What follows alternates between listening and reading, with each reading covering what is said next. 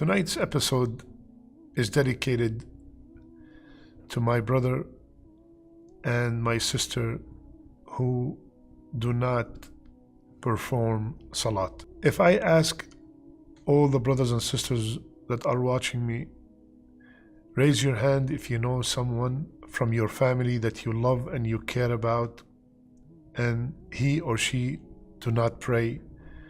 I'm sure that almost everybody will raise their hand. Just like the brothers here in the studio, they raise their hands. And we love these people so much. We care about them so much. And this episode is really dedicated to them. So my brother and my sister who do not pray, my first question is very simple. Why? Have you ever asked yourself why I do not pray? What is stopping you from performing the Salat? What is it? Do you ask yourself, why are the people who pray better than me? No, wallahi, they are not better than you.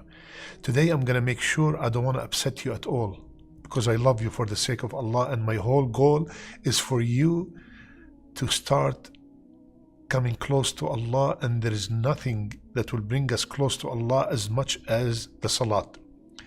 The word Salat itself, the root of it is Sila, Sad, Lam, Ta marbuta. And the word Sila in Arabic, ask anybody, what does it mean? It means connection. So Salat is connection between me and my Creator. It's the connection between me and the one who gave me everything that I have. And I have decided to cut this connection, to disconnect. Why? What is it, my brother? What is it, my sister, that caused you to decide not to pray? Because you decided not to pray. You are the one who took that decision. Some people say, oh, brother, make dua for me. When Allah guide me, I will pray. Brother, sister, why don't you say, Allah guided me, and you pray? You are the one who decided not to pray. Just like the others decided that they are going to pray every single day. My brother, my sister, I'm going to mention a few things, a few rewards, a few benefits of the Salat, and they are all supported by a hadith of Rasulullah sallallahu alayhi wasallam. But just because of the time, I'm not going to mention the hadith. As-Salat Noor. Salat is a light. You know, imagine you are sitting in a completely dark room and you have no idea where is the exit. And then someone put the light on and then everything is clear. That's exactly what the Salat is in our daily affairs. It gives you light in all your decisions in the dunya, and it gives you light in the akhirah. Salat is one of the main reasons to enter Jannah. My brother, my sister, isn't that your goal, to enter Jannah? The Salat is the ticket, is one of the keys, the main keys to Jannah. Salat is one of the great means of getting all our sins forgiven. Rasulullah sallallahu alaihi wasallam, he told us from one salat to the other, all the minor sins are forgiven. Allahu Akbar. My brothers, my sisters, the first thing that we will be questioned about on the day of judgment is our salat. I want you to imagine, I stand and you stand in front of Allah Azza wa Jal, and the first question is, how was your salat? And you did not pray. You were from the people who neglected the salat. What will you say to Allah? What is the reason that you are going to use to tell Allah why you didn't pray? Please tell me, what is it? I am busy.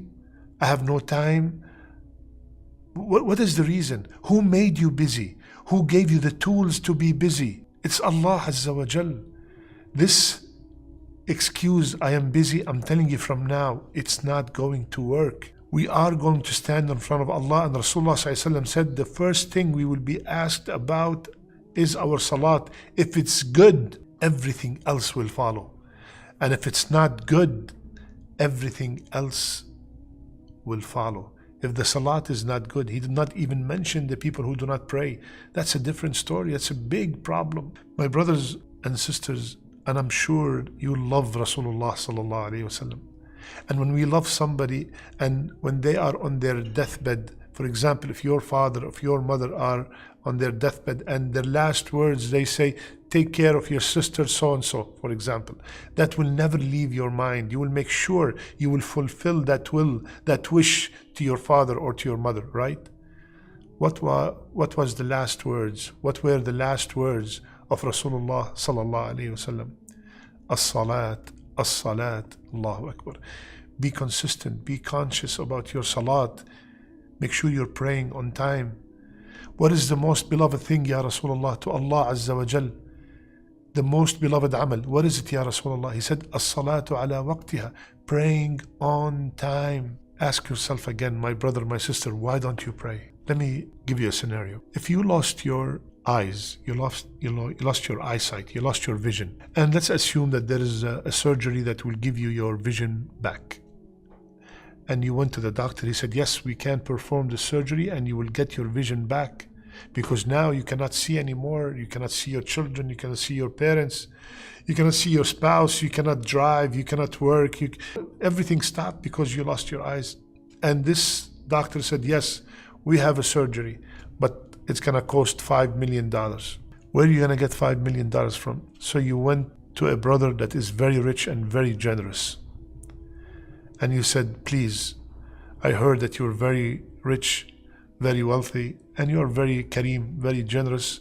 So please, can you pay for my surgery? He said, sure, no problem. $5 million, I'll take care of it. But one condition. You were very excited. You can do anything now. You want your sight back. I said, what's the condition? He said, you call me 5 times a day and you say, thank you. Would you take the deal? Would you accept the condition? 100%, no doubt. You will accept that condition and you will make sure you fulfill it. My brothers and sisters, this vision that we have is just one of the countless blessings that Allah gave us.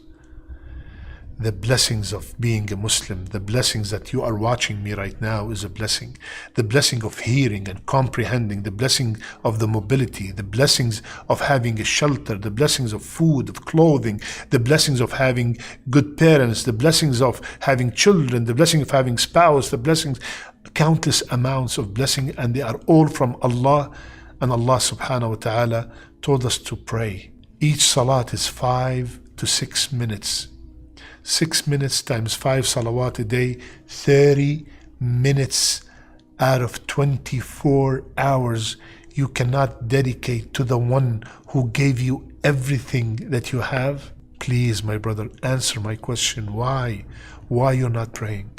My sister, why don't you pray? You know, if something evil happened to me, let's say I got into a car accident and I got into a coma, and my parents around me, they are all crying, and my family and my beloved ones, making dua. And one very close friend of mine or a family member, he said, Ya Allah, if you give him back his life, I will start praying.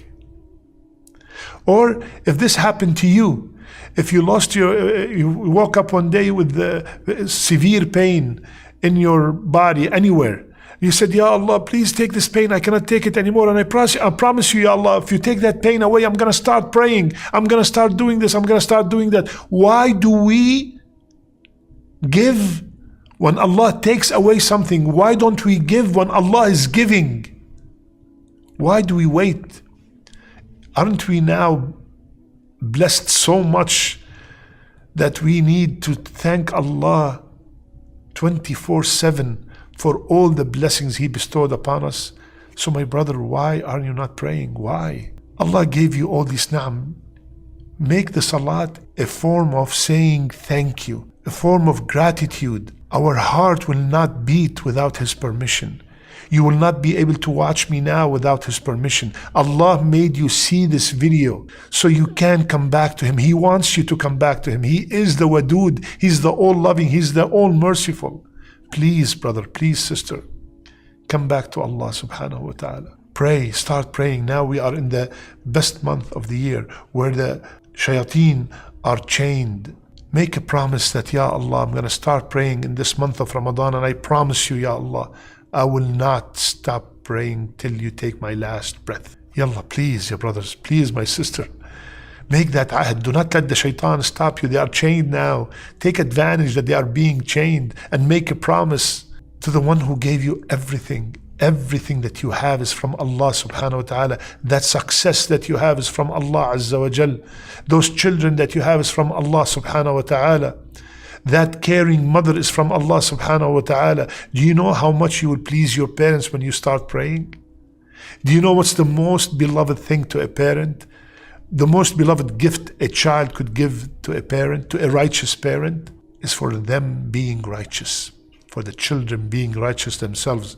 A righteous parent, a believing parent, there's nothing beloved, more beloved to them than seeing their children being righteous. So please make that promise, make that vow, make that commitment. That's it. That's it. Get up right now, take a major ghusl, major shower, and start praying your first salat wherever you are. Whenever you are watching me right now, make that your first salat, and that's it. Said, I'm done with the days of not praying. I want to be reconnected to my Creator. My brothers and sisters, there's a beautiful saying that says, if you want to know your status with Allah, check the status of salat in your life. You want to know your status with Allah? Where is my level with Allah? Check what is the level of salat in your life. Allahu Akbar. It is the thermometer of how much you care about deen and how much you care about going to Jannah. May Allah make me and you from the people who are consistent in their salat. May Allah make me and you from the people who have khushu' in their salat. May Allah subhanahu wa ta'ala make our last deeds, our best deeds, and our last words, La ilaha illallah. I love you all for the sake of Allah. Subhanak Allahumma bihamdik. Nashhadu an la ilaha illa ant. Nastaghfiruka wa natubu ilayk.